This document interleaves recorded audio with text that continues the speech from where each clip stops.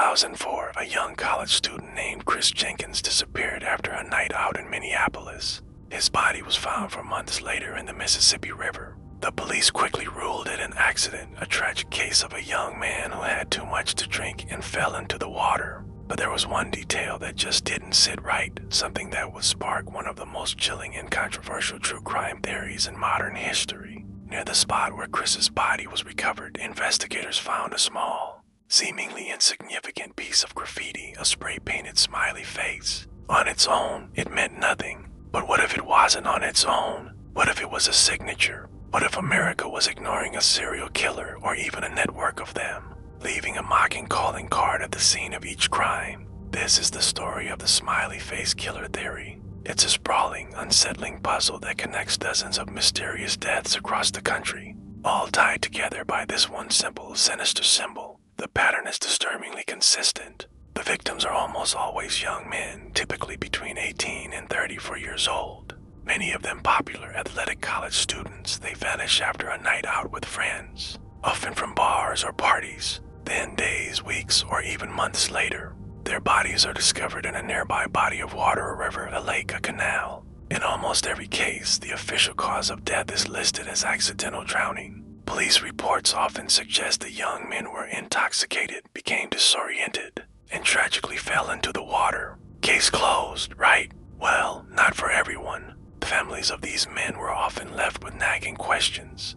Could their athletic, capable sons, who were often strong swimmers, simply drown? Many were found fully clothed, which is unusual for accidental drowning victims who might struggle and shed layers. And perhaps, most disturbingly, autopsy reports frequently revealed that the victims had no water in their lungs, a strong indicator that they were already dead, before they entered the water. This detail completely contradicts the accidental drowning theory. If they didn't drown, then what happened to them? The theory truly took shape in 2008 thanks to the tireless work of two retired NYPD detectives, Kevin Gannon and Anthony Duarte, along with Dr. Lee Gilbertson, a criminal justice professor. They began connecting the dots between these seemingly isolated incidents. They noticed the victimology was incredibly specific: white, athletic, successful, popular young men. They also noticed that the locations were often college towns, primarily scattered across the Midwest and the East Coast. They painstakingly compiled a list of cases, and the number grew at an alarming rate. But the most explosive piece of their investigation, the element that gave the theory its name, was the graffiti. Near almost every location where a body was recovered, they found a smiley face painted on a nearby surface, a bridge abutment, a tree, a concrete wall. And these weren't just any smiley faces. They were often strikingly similar in style. Some had extra eyes, some had horns, others a small crown. Sometimes a single word, like sins, was written alongside it. The detectives argued that the consistency of the graffiti, appearing in over a dozen different states, couldn't possibly be a coincidence. Was this a territorial marker, a taunt, a ritualistic signature left by a killer or a group of killers? Gannon and Duarte presented their findings, which at the time included over 40 potential victims.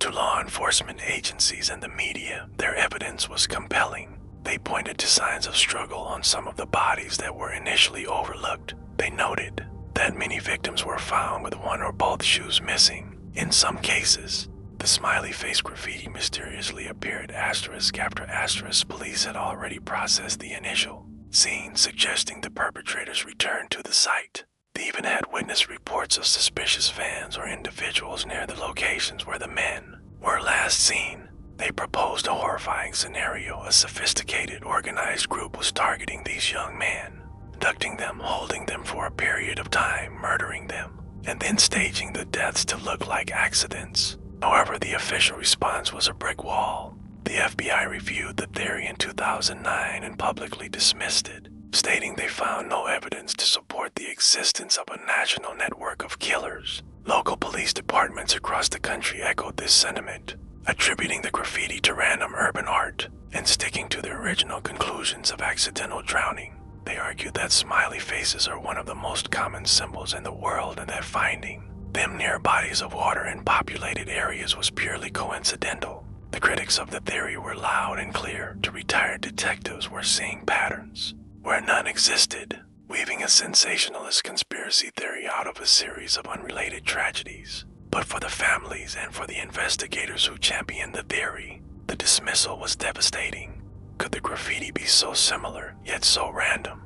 Could so many athletic young men who knew the areas well all meet the exact same fate? The debate raged on, largely confined to true crime forums and documentary specials, and then the cases kept coming through the 2010s and into the 2020s, where young men vanished and were later found in water under nearly identical circumstances. In some of these newer cases, advancements in forensic technology have provided even more troubling evidence. Analyses have confirmed that some of the men had been dead for days before their bodies were placed in the water, completely ruling out the possibility of accidental drowning. This brings us to today. The official narrative hasn't changed. Law enforcement, by and large, still rejects the Smiley Face Killer Theory. Yet, the number of potential victims on Gannon and Duarte's list has grown to over 100. The families of the deceased continue to fight for their cases to be reopened and reinvestigated as homicides. So what is the truth? We're looking at the work of one of the most prolific and elusive serial killer organizations in American history. A group that has been hiding in plain sight for decades, taunting authorities with a simple, childish symbol. Or is this a tragic case of confirmation bias, where grieving families and determined investigators have connected unrelated events to create a narrative that offers answers, however terrifying they may be? The only thing we know for sure is that dozens upon dozens of young men are dead, their lives cut short under deeply mysterious circumstances. Their deaths remain officially classified as accidents, but the questions and the smiley faces linger. Someone knows what really happened to them, and until those answers come to light, the chilling mystery will continue. Thanks so much for watching. If you found this story as unsettling as I did, make sure to hit that subscribe button and turn on notifications so you don't miss our next deep dive into the unexplained. Let me know your thoughts on the Smiley Face Killer Theory in the comments below. See you next time.